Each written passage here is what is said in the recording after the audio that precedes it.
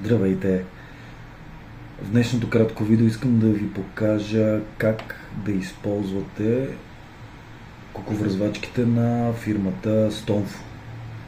Аз връзвам куки от диапазона 12-16, понякога 18 и 20 номер, и наистина, когато слезете на такива малки номера, куковръзвачките на Stonfo са едно много удобно приспособление.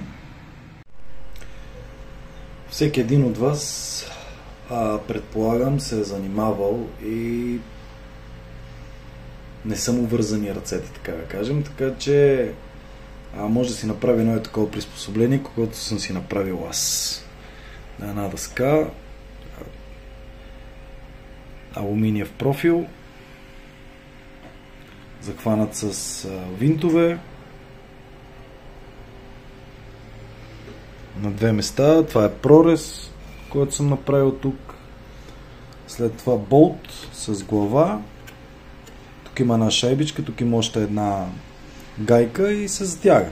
Когато искате да го преместите, може и с някаква крилчата гайка да стане, но като цяло идеята му е това нещо да се движи и да си правя поводи от 30 см, 25, 20 и 15. За момента най-честите поводи, които връзвам, са по 15 см, защото, както и преди съм казал в някои мои видеа, аз лично смятам, че първите 15-20 см от крайния монтаж са най-важни. Така, тук съм го захванал с нитове, пробил съм дупки. Как съм го прекарал, сега ще ви покажа. Куковръзвачките на Stonfo всъщност може да се разглавят. Ето така. Това нещо влиза тук вътре и е готово. По същия начин я вадите. С малко сила, но се вади. Няма опасност да се счупи. Така, по този начин съм извадил капачката. Бутнах я, прикрепих и сега това нещо се върти. Ами добре, нека да покажем как точно става магията с нея.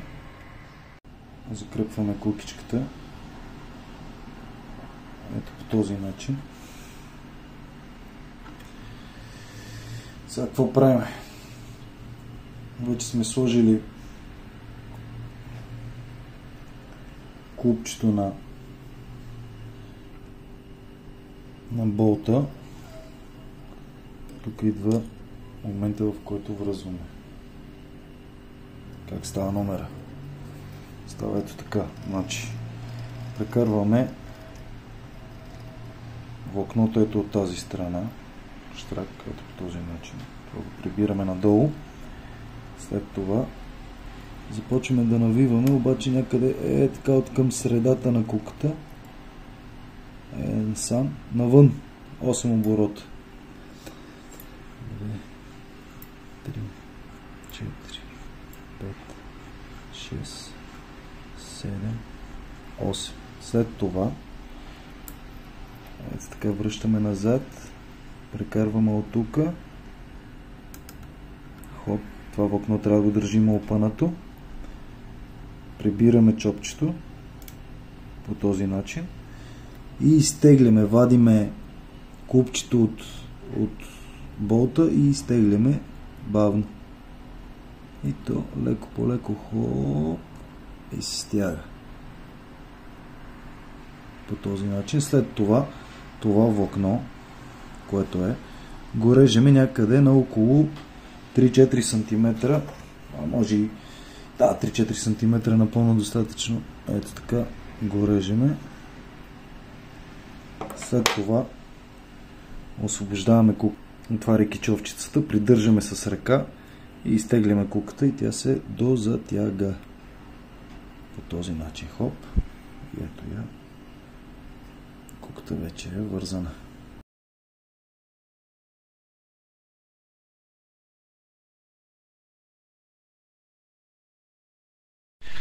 Сега, има нещо, което със сигурност ви е направило впечатление и то е, че разстоянието от болта до куковръзвачката всъщност не е 15 см и това има обяснение.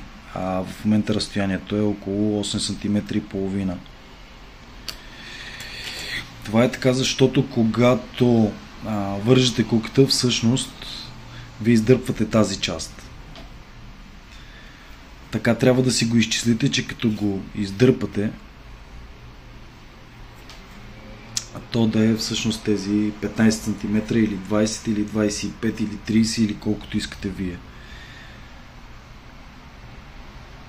Иначе в противен случай, ако поставите тази част на 15 см от куковръзвачката, всъщност след това повода ви ще бъде по-дълъг с около 5 см. Поводчето, което съм вързал, всъщност е 14 см и половина. Сложили сме го.